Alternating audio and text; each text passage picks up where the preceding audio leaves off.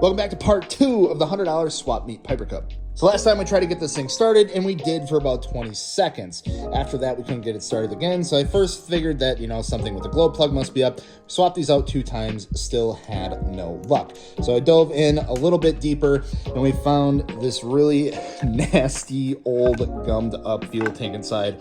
Obviously, gonna replace that, so we swapped it out with a fresh new fuel tank, some fresh lines, and still nothing. However, we had the cowl off when I went to refill it that time, and I noticed that gas just was going straight from this fuel inlet up into here, up into this line, and then just dumping out the carburetor. Nothing was actually getting into the tank itself, which leads me to believe that we were just running off the fuel in the line when I filled it up. And when that was done, it wouldn't start anymore, and that there's an issue with this little fuel inlet right here. So we got a new one of these on the way. We're gonna see if that fixes it. Make sure to follow along for part 3.